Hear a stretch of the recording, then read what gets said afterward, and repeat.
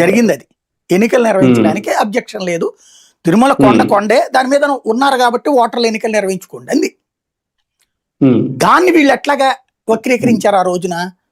అది కొండ మీద ఎన్నికలు నిర్వహించమని చెప్పి అడిగినటువంటి దాంట్లో అది 7 కొండలు కాదన్నారు అన్నటువంటి ప్రచారాన్ని ఎవరో 2-3 నాయకులు స్టేట్మెంట్లు ఇచ్చారు.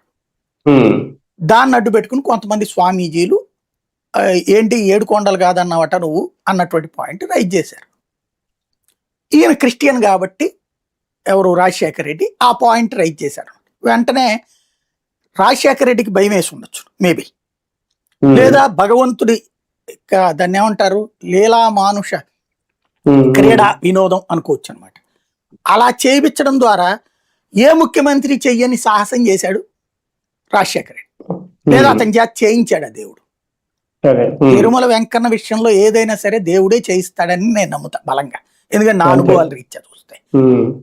అక్కడ అప్పటిదాకా బ్రిటిష్ టైం నుంచి ఈ రోజు వరకు పెట్టండి 7 కొండలు వెంకటేశ్వర స్వామివే అన్నటువంటి ఒక జీవో తీసుకొచ్చాడు రాజశేఖర్. దాంతో పాటు అక్కడతో ఆగకుండా ఆ దివ్యక్షేత్రం కిందన ఇక ఆ కొండ పైన ఉన్నటువంటి ఉద్యోగులను కిందకి దించుతామని ప్రకటించేశాడు అక్కడ ఉన్నటువంటి ఇక. అప్పుడు మళ్ళీ దాని మీద గొడవ